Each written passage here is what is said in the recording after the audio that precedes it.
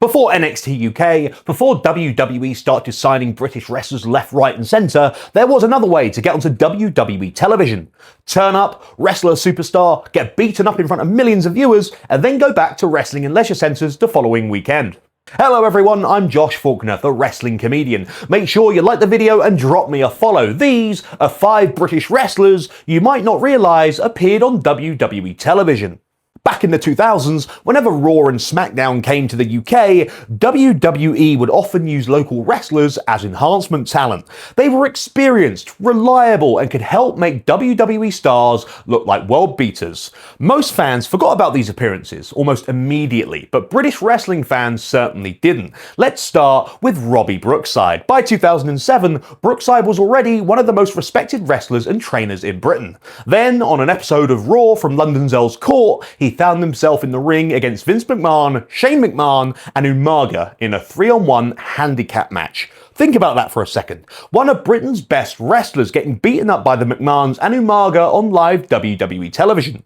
Years later, Brookside would end up working for WWE as a coach, helping train the next generation of talent. Next up is Andy Boy Simmons. In October 2007, Simmons had what could only be described as a very bad night at the office. On Raw from Birmingham, he was selected as Umaga's victim and ended up facing the Samoan Bulldozer in a series of matches. A street fight, a first blood, and a steel cage match. Spoiler alert, it didn't go well for my mate Andy. Still, not many British wrestlers can say they shared a ring with Umaga during one of the most dominant runs of his WWE career.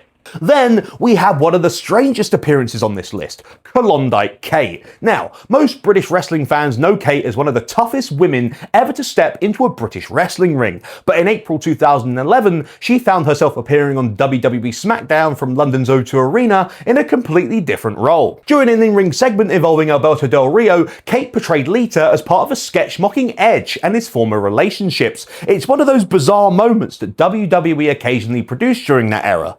No wrestling match, no championship opportunity, just Klondike Kate suddenly appearing on SmackDown in front of thousands of fans at the O2 Arena. And I'd wager a lot of British wrestling fans watching at home had no idea one of their own had just appeared on WWE Television. Speaking of forgotten appearances, let's talk about Frankie Sloan. In April 2008 on ECW, Sloan found himself standing across the ring from Vladimir Kozlov. Now, if you remember Kozlov's initial push, you'll remember WWE were presenting him as an unstoppable machine, which meant Frankie Sloan's job was fairly simple: survive. Unfortunately for him, surviving wasn't really part of the plan.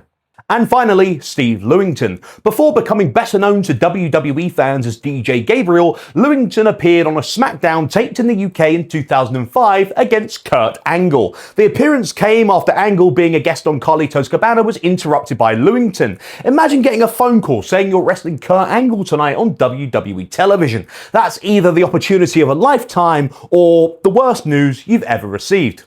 Probably both. What I love about all these appearances is that they're little snapshots of British wrestling history. Most fans watching Raw or SmackDown or ECW had no idea who these wrestlers were, but British wrestling fans did. They knew these weren't random blokes and women pulled off the street. These were experienced professionals who had spent years working the British circuit, and for one night, they got their moment under the brightest lights in wrestling.